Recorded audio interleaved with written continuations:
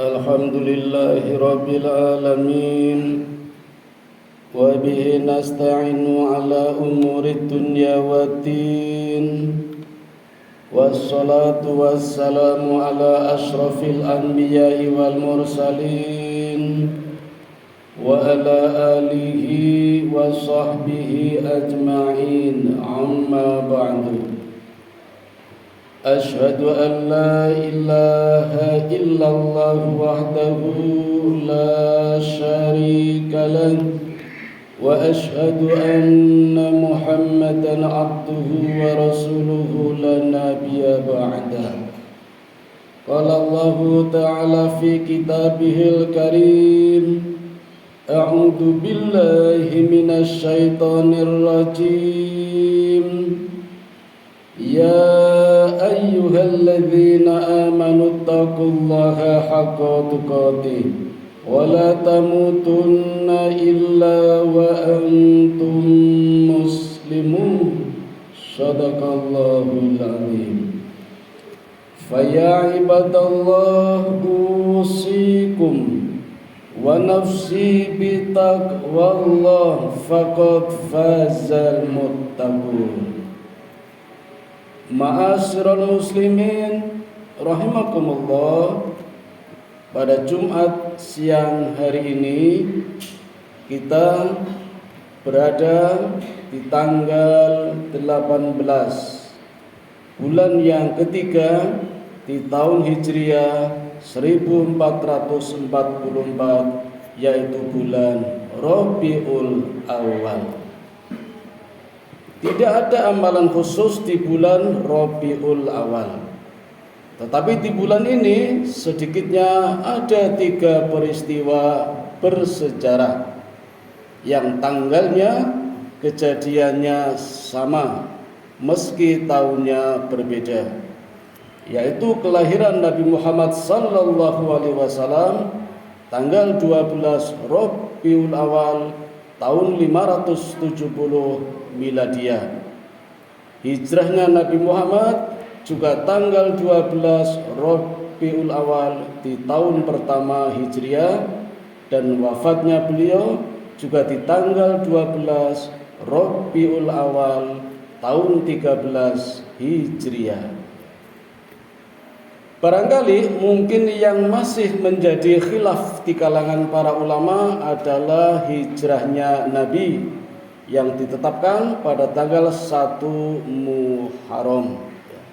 Kita sudah tahu semua, penetapan tahun Hijriah tanggal 1 Muharram adalah ketetapan yang diputuskan di masa kekhalifahan Umar bin Khattab atas usulan Ali bin Abi Thalib. Umar seorang pimpinan yang cerdas, jenius, arif, bijaksana, tetapi tidak egois. Beliau juga punya pendapat sendiri untuk menetapkan tahun baru berdasarkan kelahirannya, tetapi Umar lebih memilih pendapatnya Ali bin Abi Thalib. Begitu pula Abu Bakar juga punya usulan untuk menetapkan tahun baru Hijriah, tapi ternyata yang dipakai adalah bukan wafatnya Nabi, tetapi pendapatnya Sayyidina Ali. Maka diputuskan tahun baru Hijriah tanggal 1 Muharram. Bagaimana dengan hijrahnya Nabi tanggal 12 Rabiul Awal? Hadirin, Nabi tidak sekali hijrah, sedikitnya 3 tahun. Ada masa perjanjian Baitul Aqobah pertama, Baitul Aqobah kedua, juga hijrahnya pun tidak bersama-sama dengan para sahabat. Karena Nabi tahu persis orang yang paling dikejar-kejar dibunuh adalah Nabi. Maka umatnya selamatkan dulu, hijrah dulu. Nah, endingnya Nabi juga yang terakhir. Hadirin, Allah maha hebat ya. Para sahabat Nabi juga cerdas. Nabi Muhammad betul-betul dijaga kebersihan dan kesuciannya. Jangan sampai terjadi sedikit kesalahan, sedikit pun jangan sampai. Maka Allah berikan sifat maksum, terjaga dari kesalahan. Apapun kesalahannya yang mungkin menurut kita sederhana, tapi sesungguhnya itu berkaitan dengan ranah akidah. Penanggalan misalnya, kelahiran, kematian, termasuk hijrah. Kalau kita jejer itu kan nomor cantik itu 12 12 12. Allah tidak menghendaki seperti itu. Para sahabat Khalifah Umar bisa membaca kehendak Allah.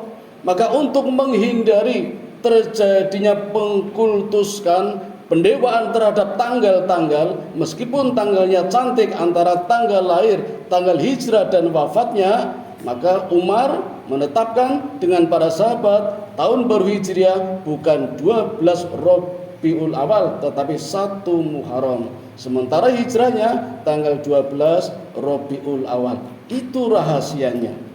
Maka Nabi kita benar-benar bersih, suci, terjaga dari kemusyrikan, walaupun hanya dengan tanggal-tanggal yang mungkin di tempat kita masih banyak, masih yakin, masih percaya dengan nomor-nomor cantik dan sebagainya. Nah hadirin, perilaku, keyakinan, pola hidup yang dimiliki oleh Nabi kita Muhammad sallallahu alaihi wasallam perlu diteladani. Setidaknya kita mengenal sejarahnya, mengenal beliau, dan itu bagian dari cinta kita kepada Nabi kita. Mustahil kita tidak mengenal beliau akan dapat mencintainya. Karena salah satu tanda-tanda kita cinta, sebagaimana kita cinta kepada anak-anak kita atau kita cinta kepada pasangan kita, mesti tahu sedikit banyak seluk-beluknya. Maka kita pun wajib tahu, walaupun mungkin tidak tahu banyak, bagaimana kelahiran Rasulullah Muhammad sallallahu alaihi wasallam itu sudah ditunggu-tunggu banyak orang. Bahkan ada satu riwayat menyebutkan nurnya Muhammad sudah disiapkan dulu di Lauhil Mahfuz sebelum Nabi Adam. Jadi ibaratnya kalau bahasa kita bontot keri dewe tapi paling dewasa sudah disiapkan. Sudah disiapkan duluan jadi mbarep tapi munculnya belakangan bontot. Itu kalau dalam bahasa Jawa seperti itu. Tidak main-main. Banyak para nabi yang menyanggah kelahiran beliau. Maka Allah mengatakan di dalam surat At-Tin, wattini wazzaitun wa turi sinin wa hadzal baladil amin. Demi buah tin dan buah zaitun. Mungkin selama ini kita hanya tahu buah tin dan buah zaitun. Ternyata hadirin, buah tin ini adalah buah yang banyak hidup ya, di tempat tinggalnya Nabi Nuh. Dan kita tahu Nabi Nuh adalah Nabi yang bergelar Abu Basar Sani, bapak manusia yang kedua setelah Allah datangkan banjir besar ya. Semua manusia musnah, maka Nabi Nuh inilah generasi terbaru, membawa semua umat manusia di bawah panji-panji beliau Nabi Nuh ya. Ini menyangga kelahiran Nabi Muhammad sallallahu alaihi wasallam. Wazaitun, demi buah zaitun. Buah zaitun hadirin ternyata banyak hidup di daerah Masjidil Aqsa. Dan kita tahu Masjidil Aqsa, di tempat inilah ribuan nabi dilahirkan. Kalau kita hanya tahu nabi sejumlah 25 itu yang tercantum di dalam Al-Quran. Tapi jumlah nabi 124 ribu. Dan ribuan, ratusan ribu itu banyak hadir, hidup, berjuang, berdakwah di Masjidil Aqsa yang banyak hidup buah zaitun. Jadi antara Nabi Nuh dan nabi-nabi Bani Israel di Masjidil Aqsa semua menyangga kelahiran Nabi Muhammad sallallahu alaihi wasallam. Maka orang-orang Yahudi, orang-orang Bani Israel tidak main-main, sangat menunggu-nunggu kehadiran Nabi yang terakhir. Sehingga ratusan tahun mereka hidup di Madinah, mereka tidak mau hijrah. Orang-orang lain yang tidak memperdulikan akan kelahiran Nabi yang terakhir banyak hijrah keluar, terutama menuju ke negara Syam yang subur, makmur. Beda dengan Madinah ketika itu masih bernama Yasrib, kota yang banyak penyakitnya, banyak wabahnya bernama Hamma Yasrib. Kalau sekarang Covid atau Corona. Orang-orang Yahudi terima bertahan ratusan tahun tinggal di Madinah, tidak mau hijrah. Dulu namanya Yasrib. banyak penyakit, banyak wabah. Mereka demi menunggu kelahiran Nabi yang terakhir, Nabi yang diharapkan lahir dari generasi Bani Israel. Itu harapan orang-orang Israel, orang-orang Yahudi ketika itu. Karena salah satu tandanya akan muncul satu bintang yang namanya Najmu Ahmad, bintang Ahmad. Kalau sudah muncul bintang Ahmad, maka lahirlah seorang nabi yang terakhir. Itu harapan dari orang-orang Yahudi. Tidak hanya itu hadirin, 50 hari sebelum lahirnya beliau, terjadi satu pertempuran, satu penyerangan, pengepungan dari pasukan dengan mengendarai gajah yang dipimpin oleh Abraha Asram. 1000 gajah menyerang akan menghancurkan Ka'bah. Terjadinya sebelum masuk Mekah ada tempat yang namanya Wadi Mu'asir, lembah pengepungan. Dengan 1000 gajah dipimpin oleh Abraham Asram dengan menggunakan gajah terbesar yang dalam sejarah bernama Gajah Mahmud. Gajah Mahmud sering dipakai dalam film-film animasi. Gajah Mamut, gajah purba, itu dari kata Mahmud, pinjam istilah Quran dipakai itu. Lagi-lagi Allah berfirman dalam surat Tatin, wahadal baladil amin, dan Allah menjaga keamanannya kota yang aman. Kota apa? Kota Mekah. Sebelum gajah menyerang, Allah hancurkan, Allah jaga kota Mekah, diamankan oleh Allah, karena akan lahir seorang nabi yang terakhir. Allah jaga itu keamanan kota Mekah. Gak ada yang bisa masuk ke dalam kota Mekah yang niatnya buruk, termasuk pasukan gajah ini. Maka Allah turunkan burung-burung ababil yang membawa batu bara dari neraka, menghancurkan pasukan gajah seperti ulat yang memakan daun. Mati tapi secara pelan-pelan. Ini kan sangat menyakitkan. Mungkin kalau mati seketika, sering kita dengar ini mati pelan-pelan seperti ulat gerigiti daun. Sangat menyakitkan ini. Adapun yang selamat memang diselamatkan oleh Allah untuk bisa bercerita kepada orang lain, tapi setelah itu juga mati. Itu pasukan gajah yang hendak menyerang Mekah. Allah jaga keamanan kota Mekah. Bahkan sampai sekarang hadirin, sampai Nabi pun mengatakan nanti di akhir zaman ketika Dajjal muncul, Mekah masih aman dan Madinah. Jadi ketika Dajjal muncul, hanya ada 2 kota yang steril, yang tidak bisa dimasuki Dajjal, yaitu kota Mekah dan Madinah. Tapi tidak mungkin bagi kita untuk lari ke sana ketika Dajjal datang. Nabi hanya mengatakan ketika kita bertemu dengan Dajjal, sementara kita tidak bisa masuk Mekah dan Madinah, lari sejauh-jauhnya. Jangan sok jadi pahlawan akan menyampaikan kebenaran, pasti kalah. Karena Dajjal pintar memutarbalikan. Yang kita lihat api sesungguhnya adalah air, yang kita lihat air sesungguhnya adalah api. Dan meskipun Mekah Madinah tidak bisa dimasuki Dajjal, tetapi Dajjal dengan hentakan satu kakinya saja, maka orang-orang yang ada di kota Mekah, yang ada di kota Madinah berlompatan semua keluar dari Mekah dan Madinah. Itu gambaran di akhir zaman ketika Dajjal muncul. Kembali ke sejarah tadi, Allah menjaga betul 50 hari sebelum beliau lahir, Allah amankan kota Mekah dari pengepungan pasukan gajah. Dan pada hari hanya, ketika bintang Najmu Ahmad muncul, maka orang Yahudi beramai-ramai menyisir dari kota sampai desa, mengelilingi Madinah. Ternyata tidak ditemukan ada orang yang melahirkan. Mulai ada tanda-tanda kekecewaan. Bintang sudah muncul tapi tidak ada, faktanya tidak ada. Selidik punya selidik, cerita punya cerita. Ternyata ada bayi lahir yang lahirnya tidak di Madinah, di Mekah. Dan setelah dicek ternyata lahir dari seorang wanita yang bernama Aminah, yang sudah tidak punya suami. Nah, suaminya meninggal ketika Nabi di dalam kandungan 6 bulan. Kita tidak bisa membayangkan seorang anak yang belum lahir saja sudah tidak punya bapak. 6 bulan dalam kandungan ibunya sudah yatim. Ini Nabi kita, Nabi Muhammad sallallahu alaihi wasallam. 6 bulan dalam kandungan sudah yatim, tidak punya bapak. Maka yang menjaga, yang merawat Aminah adalah kakeknya atau bapaknya yang bernama Abdul Muthalib. Dan orang-orang Yahudi ketika menemui Abdul Muthalib, ternyata betul ada anak lahir. Setelah dicek ada stempelnya, inilah nabi terakhir. Sehingga orang Yahudi dengan penuh kecewa mengatakan, dahaba nubuwat, sudah berakhir generasi nabi dari Israel. Bani Israel yang menurunkan ribuan nabi habis riwayatnya, karena nabi yang terakhir ternyata bukan dari Israel.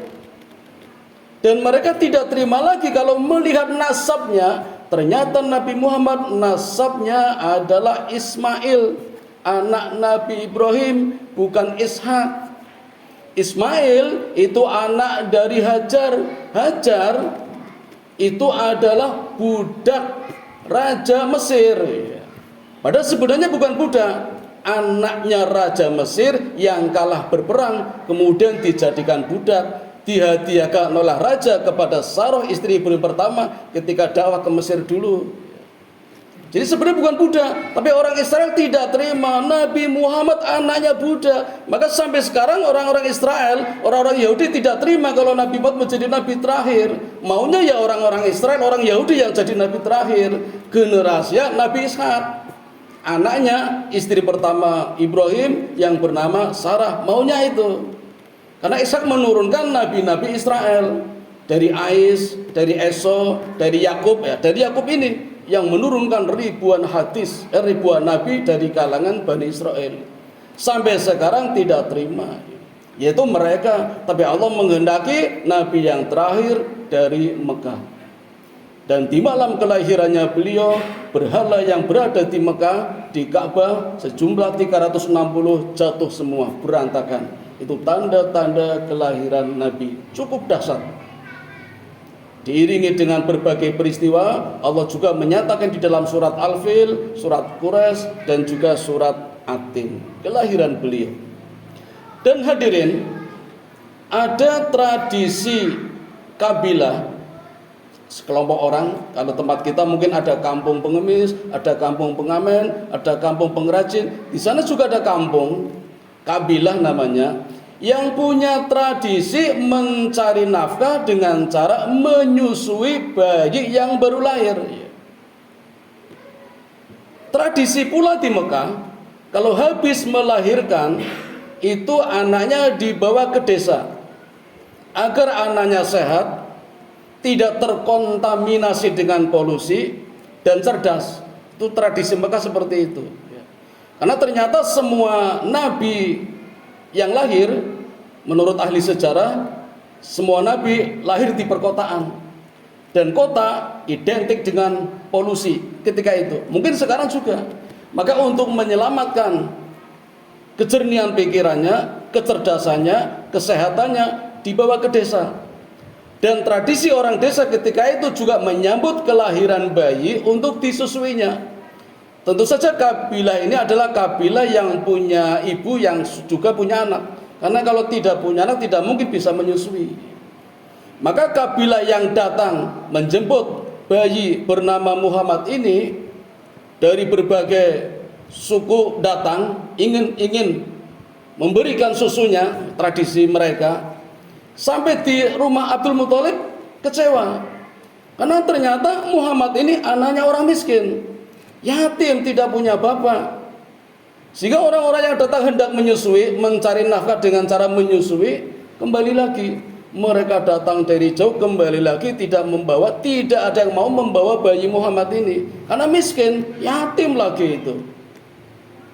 Kersane Gusti Allah, ada satu orang, satu wanita dari satu kabilah yang datangnya terlambat. Karena ontanya kurus, jalannya pelan, tidak secepat onta-onta yang lain. Dan setelah sampai di sana juga kaget sama dengan yang lain, ternyata Muhammad ini anak yang yatim dan miskin. Sehingga berniat juga tidak akan mengambil untuk menyusuinya. Apa kata suaminya? Ambil sajalah, siapa tahu ada barokahnya. Kita sudah jauh-jauh, sudah sampai sini, masa pulang tidak membawa apa-apa. Ambil sajalah, siapa tahu ada barokahnya. Akhirnya diambil dengan harap-harap, siapa tahu mudah-mudahan ada barokahnya, memelihara anak yatim, orang miskin. Dan hadirin, ternyata betul. Begitu mengambil bayi Muhammad, Allah berikan banyak barokah.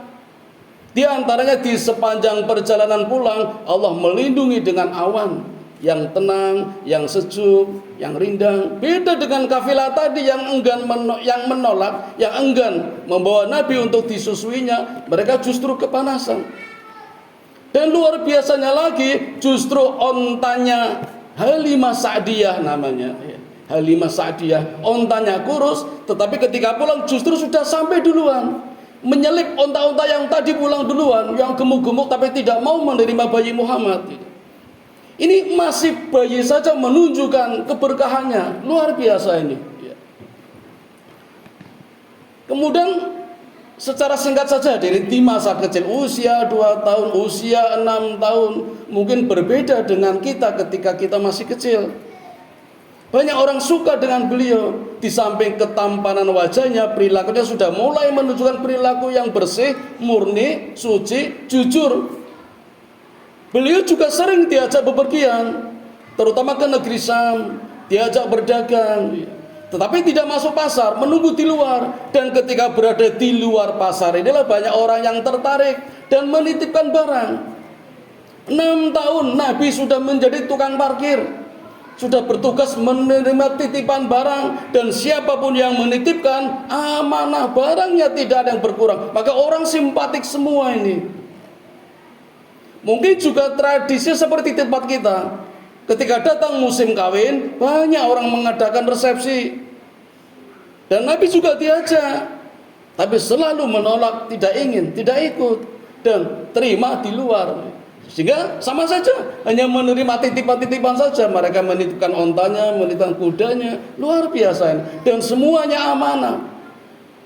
Berbeda dengan pemuda-pemuda yang lain ketika itu, mereka lebih memilih minum-minuman, mabuk-mabukan, main judi, main perempuan. Nabi tidak. Allah sudah menjaganya sejak kecil, di usia 4 tahun, 6 tahun. Dan luar biasanya lagi ketika mulai dewasa, mulai usia 25 tahun, ini tradisi Mekah juga, usia 25 tahun sudah saatnya menikah. Anda di sana banyak yang menikah muda. Jadi 25 tahun paslah itu. Jangan sampai lebih. Di Mekah tradisi seperti itu. Dan justru yang memulai adalah Khadijah, saudagar kaya, terkaya di Mekah. Kalau kekayaan para pebisnis dikumpulkan, masih kalah dengan kekayaan Khadijah. Dan Khadijah punya pembantu, punya asisten, punya karyawan namanya Maisarah. Kalau kita tidak baca sejarah tidak tahu kalau Maisarah ternyata laki-laki, bukan perempuan. Jadi kalau kita tidak baca sejarah tidak akan tahu kalau Maisarah ternyata laki-laki, bukan perempuan. Dan ini diberi tugas oleh Khadijah untuk bukan memata-matai, membaca tabiatnya, perilakunya, luar biasa, yang menjadikan Khadijah simpatik pada Nabi. Dan disampaikan kepada pembantunya untuk menanyakan apakah Muhammad sudah punya pasangan. Ketika jawabannya belum, Khadijah tertarik.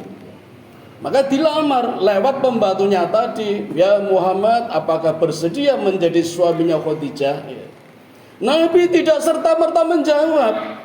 Mungkin kalau kita, bapak-bapak atau yang muda-muda, dilamar seorang janda cantik kaya raya, langsung terima mungkin. Muhammad tidak. Bertanya dulu, saya minta izin dulu kepada Abu Thalib pamannya, minta izin. Etikanya luar biasa, minta izin sama pamannya.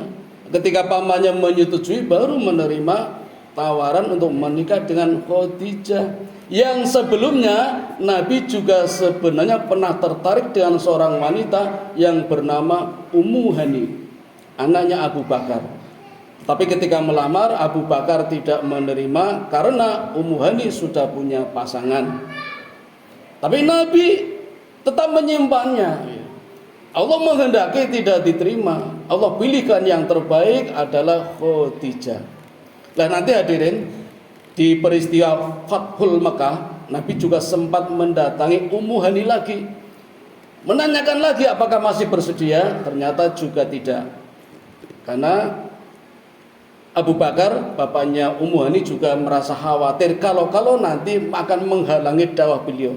Karena suaminya Ummu Hani ternyata non-muslim, tidak masuk Islam, dan meninggalkan meninggalkan istrinya. Anak-anaknya juga ikut suaminya, ikut agamanya. Sehingga Abu Bakar tetap melarang untuk menikah lagi dengan Ummu Hani demi kelancaran dakwah beliau. Nah hadirin, demikian secara singkat Nabi kita yang harus kita kenal.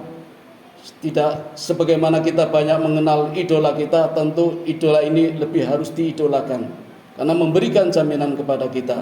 Mudah-mudahan ada manfaatnya.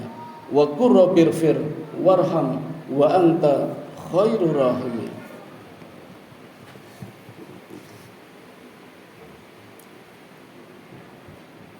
Alhamdulillahilladzi hadana li hada wa ma kunna linahtadiya laula an hadana Allah. Allahumma salli ala Muhammad wa ala ali Muhammad.